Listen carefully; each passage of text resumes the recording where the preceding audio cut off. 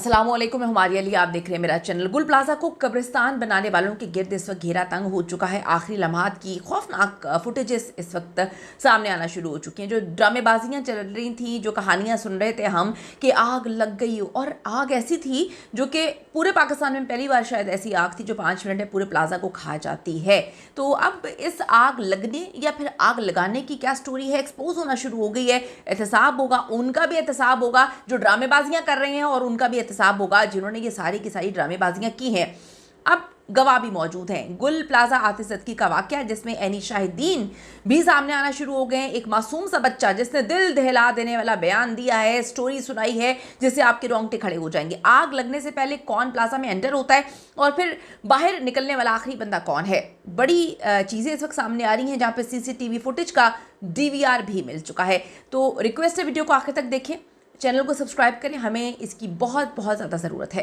कभी ऐसा देखा नहीं है। एक आध दो वाकयात हो तो हों, लेकिन ये थोड़ा सा है सवालिया निशान। इसकी सही इन्वेस्टिगेशन होनी चाहिए, और अगर किसी की अगर शरारत है तो वो बेनकाम है। गुल प्लाजा में लगे जो कैमरे हैं उनकी मॉनिटरिंग सिस्टम के DVR मिल चुके हैं, जिससे पता लग गया है कि आग की इब्तिदा कहां से हुई है, और इमरजेंसी एग्जिट्स जो हैं वो खुले थे, बंद कर दिए गए थे, किसने बंद किए। कराची में गुल प्लाजा में आग लगती है, और यकीन करें कि जो वहाँ पर एनी शाहिदीन हैं या फायर फाइटर्स वहाँ पे आते हैं जो मदद के लिए वहाँ पे पहुँच रहे थे, उन्होंने कहा कि हमने ऐसी खौफनाक आग नहीं देखी कि 5 से 7 मिनट में आग जो है वो मेज़नीन फ्लोर से लेके हर फ्लोर पे पहुंच गई, हर फ्लोर के दरवाज़ों तक पहुंच गई। एग्जिट सारे तबाह बर्बाद हो गए, खिड़कियां से आग जो है वो उसके शोले निकल रहे थे। तो ऐसी आग तो वो कहते हैं कि हमने कभी कराची में नहीं देखी है। अब आप देखें कि कराची में गुल प्लाजा में लगे कैमरों की मॉनिटरिंग सिस्टम के जो DVR हैं वो मिल चुके हैं। DVR मलबे से निकालकर डिप्टी कमिश्नर ऑफिस मुंतकिल किए गए हैं।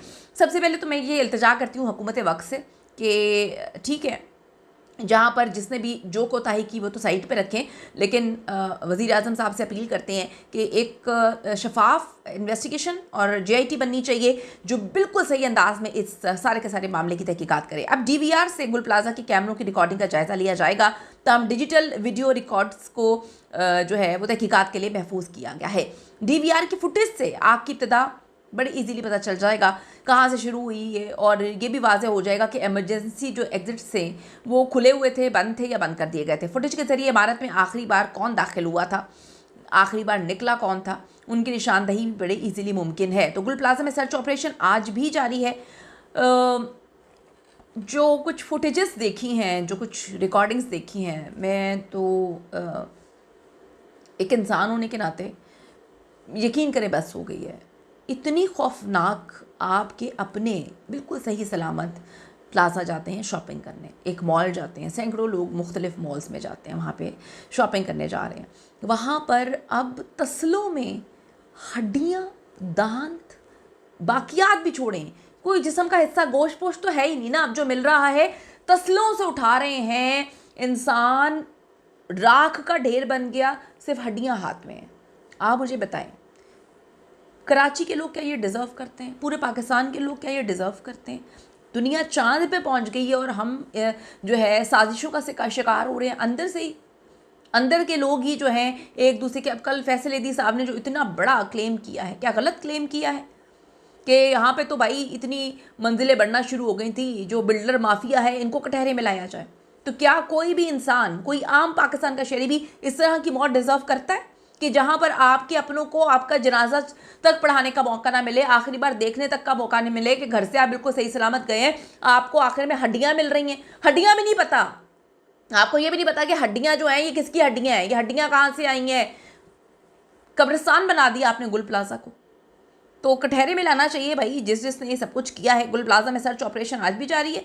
हस्पताल ज़राए कन्फर्म करें, जहाँ बहक अफराद की तादाद 71 हो चुकी है, जबकि 77 अभी भी लापता है। अब ये लापता जो है आप खुद समझ सकते हैं, आप भी बच्चे नहीं हैं, हम भी बच्चे नहीं हैं। ये जो हड्डियाँ इस वक्त उठा रहे हैं एक एक बंदे की, किसी का दांत उठा रहे हैं, किसी का जबड़ा उठा रहे हैं, किसी की खोपड़ी उठा रहे हैं, तो आप समझ सकते हैं कि ये अब जो लापता लोग हैं वो बेचारे कहाँ होंगे। Chief fire officer Humayun Khan ने कहा, गुज़िश्ता रात बेसमेंट में फिर आग भड़क उठी थी, जिसे बर वक्त बुझा दिया गया। तकनीकी कमेटी प्लाजा को मखदूश करार देकर गिराने की सिफारिश कर रही है। अब जी ये तो कंफर्म है कि गुल प्लाजा को अब गिरा दिया जाएगा, यानी कि साजिश करने वालों का जो पहला स्टेप है वो तो मुकम्मल होता हुआ नजर आ गया। पहला स्टेप तो वो था ना कि ख़त्म हो जाए, अब वो ख़त्म हो गया, मैदान बन गया। ठीक है, मैदान बन गया, कल को बोली भी लग जाएगी। आप खुद सोचें कि जो जिनकी दुकानें थी, अब उनकी ज़मीन पे दुकानें तो नहीं थी ना, जितने फ्लोर्स होते हैं, फ्लैट्स का भी ये सिस्टम होता है और दुकानों का भी ये सिस्टम होता है कि वो तो ऐसे मुख्तलिफ जगहों पे दुकानें होती हैं। वो बेचारे जो अभी बच गए हैं वो कैसे क्लेम करेंगे? आप देखें कि जो साजिश थी जिससे बू आ रही है, जैसे फैसल ईदी साहब ने जो है पॉइंट आउट किया, अब आप देखें वो तो सच्ची होती हुई नजर आ रही है। ज़राए का कहना है गुल प्लाजा के असर नो तामीर तक कारोबार को आर्जी जगह दी जाएगी।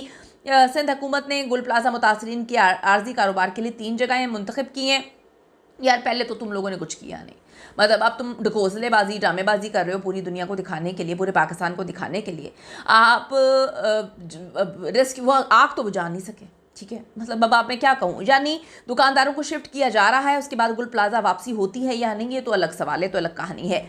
नामवर समाजी कारकुन ईदी फाउंडेशन के जो करता धरता है फैसल ईदी साहब, उन्होंने सानिया गुल प्लाजा में बिल्डर माफिया के मुलव्वस होने का इशारा दिया है और वो गलत बात नहीं कर रहे, चीज़ें नज़र आ रही हैं, समझ आ रही हैं, बेवकूफ़ नहीं है। मीडिया से बात की है उन्होंने और कहा है कि जी अभी मलबे से लाशें पूरी तरह नहीं निकली, इमदादी कार्रवाइयाँ जारी हैं कि गुल प्लाजा की ज़मीन की ऑफर्स लगने लगी हैं।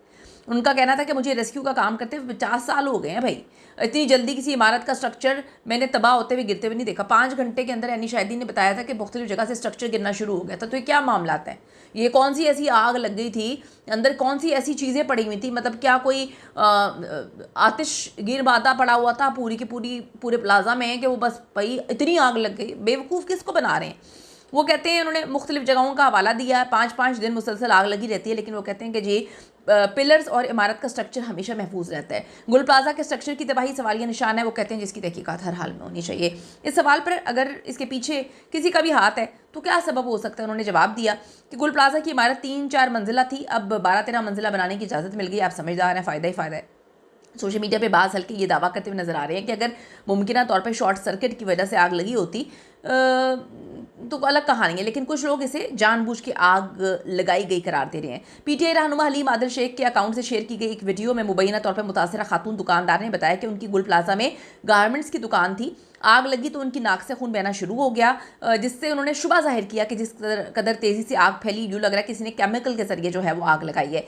ईदी फाउंडेशन के सरबरा जो है उन्होंने भी इस बात पे बोला है कि जी अचानक इतनी आग लगना, इसकी इन्वेस्टिगेशन होनी चाहिए। अब गुल प्लाजा साने में बचने वाले यानी शाहिदीन का दिल दहला देने वाले बयानात भी सामने आ रहे हैं कि आग के बाद क्या हुआ। यानी शाहिदीन ने बताया कि जी हमारी क्रॉकरी की दुकान थी, हमारी गाड़ी ऊपर रह गई थी, सबसे आखिर में हम वहाँ से बचकर भागे। 5-6 खवातीन आई और कहा हमें यहाँ से निकालो, बहुत ज़्यादा धुआं था, जिसकी वजह से हम वापस दुकान की जानिब आए। जब हम वापस दुकान की तरफ आए तो वहाँ भी लोग जो है दुकानें बंद कर रहे थे। यानी शायद का कहना था कि पहले भी 10 बार आग लगी थी, हम नॉर्मल ले रहे थे, लेकिन आखिर में हम लोग मस्जिद की जानिब भागे। सिर्फ मस्जिद की जानिब एक और रैम्प की जानिब का दरवाज़ा खुला था, नीचे उतरने वाले चारों दरवाजे बंद थे। यानी शाहिद ने बताया कि जी सिर्फ दुकानदारों को पता था कौन सा दरवाज़ा बंद है और कौन से खुले हुए हैं। गुल प्लाजा की छत पर 100 से ज़ायद मोटरसाइकिलें और 7 गाड़ियां खड़ी थीं, तो हादसे के बाद तमाम दुकानदार अपनी गाड़ी और मोटरसाइकिल छोड़कर भागे थे। यानी शाहिद का कहना था कि दुकान पर मौजूद था, अचानक से 5-6 खवातीन आई और कहा कि आग लग गई है। हिसाब कर लें आप देखें कि जो फायर फाइटर्स हैं वो कहते हैं आग लगी और 7-8 मिनट के अंदर मुकम्मल प्लाजा जल गया। तो आपको क्या लगता है कि ये इतना आसान है जितना दिखाने की कोशिश की जा रही है, या पूरा एक साजिशी पलंदा है इसके पीछे? कीमती राय दीजिएगा। See you in the next video.